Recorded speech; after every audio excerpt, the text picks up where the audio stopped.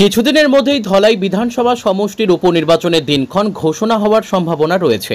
তবে এর আগেই শাসক দল বিজেপির টিকিট প্রত্যাশীদের সমর্থনে দলীয় কর্মী সহ সমর্থকরা আওয়াজ তুলছেন। সোমবার ধলাই উপনির্বাচনের টিকিট প্রত্যাশী বিজেপির বরিষ্ঠ কর্মকর্তা অমিয় কান্তি দাসের সমর্থকরা প্রাক্তন বিধায়ক তথা নবনির্বাচিত সাংসদ পরিমল শুক্লবৈদ্যের সাথে দেখা করে টিকিট প্রদানের জোরালো দাবি জানান। এদিন সকালে ৫ শতাধিক সমর্থক সাংসদের আইরংমারার বাড়িতে গিয়ে এই দাবি জানান। পরিমল শুক্লবৈদ্যের সাথে দেখা করে উপস্থিত জনগণের তরফে প্রথমে এই দাবি জানান বিজেপির national council member Rupam Saha ও মধ্য ধলাইয়ের প্রাক্তন জেলা পরিষদ সদস্য কৃপেশ ঘোষ। তাদের এই দাবিকে সমর্থন করেন উপস্থিত বিজেপি কর্মী সমর্থকরা।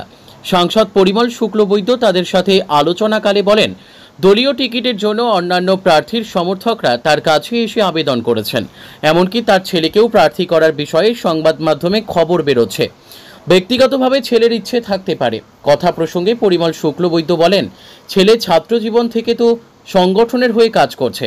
এবিভিপিতে থাকার সময় জিসি কলেজে তাকে মার খেতে হয়েছে, কিন্তু এত সবের পরেও আমি কিন্তু উপনির্বাচনের জন্য তার নামের প্রস্তাব দেইনি।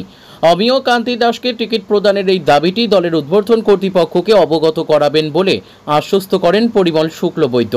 অমিয় কান্তি দাসের সমর্থনে এদিন অন্যান্যদের মধ্যে উপস্থিত ছিলেন দুই প্রাক্তন মণ্ডল সভাপতি লাল বাহাদুর কর্মী প্রভাস বড়ভূইয়া, গঙ্গানগর জিপির প্রাক্তন সভাপতি শৈলেন্দ্র চন্দ্র দাস, ভুবন হিল জিপির প্রাক্তন সভাপতি নিহার শুক্লবৈদ্য, মনিয়ারখাল জিপির প্রাক্তন সভাপতি পরেশ তাঁতি, দর্মিখাল জিপির প্রাক্তন সভাপতি অঞ্জন রায়, রকুনি জিপির প্রাক্তন সভাপতি রাজীব সিনহা, ধলাই জিপির প্রাক্তন সভাপতি সীমা রানী পাল, ক্লেভার হাউস জিপির সভাপতি কমল প্রসাদ কেউট, দিদারখুশ জিপির প্রাক্তন সভাপতি নাসির আহমেদ, রুকনি জিপির প্রাক্তন এপি সদস্য দীনেশ রবিদাস সহ অন্যান্যরা। এ বিষয়ে সংবাদ মাধ্যমের সাথে কথা বলতে গিয়ে অমিয় কান্তি দাসের সমর্থকরা তাকে টিকিট প্রদানের জন্য বিজেপির উদ্বোধন কর্তৃপক্ষের কাছে জোরালো দাবি জানান। Bureau report, daily Barak. আমি ভারতীয় জনতা পার্টি পালংঘাট জিপি প্রাক্তন সভাপতি হিসাবে আজকে আমরা পরিমলদার বাড়িতে এসেছিলাম। দীর্ঘদিন থেকে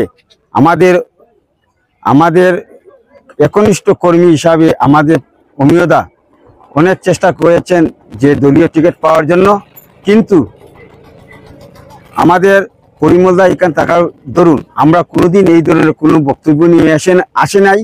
কিন্তু এবার এই জায়গাটা খালি হওয়ার পরে আমরা দেখেছি যে আমাদের পালংঘাট ব্লকের বেশিরভাগ আমরা পালংঘাট ব্লকের যে দীর্ঘদিনের একটা দাবি, যে দীর্ঘদিন থেকে এই ব্লকে কোনো এমএলএ হয় নাই।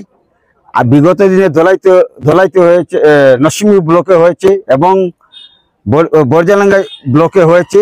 আমরা দাবি রেখেছি প্রায় 500-র অধিক লোক আমরা প্রত্যেকটা মণ্ডল থেকে, আপনার পালংঘাট মণ্ডল হোক, নরসিংদী মণ্ডল হোক বা বরজালাঙ্গা মণ্ডল হোক, প্রত্যেক মণ্ডল থেকে আমরা এসে একটা দাবি রেখেছি যে যাতে অমিয় দাসকে এবারে দলীয় টিকিট দেওয়া হয়।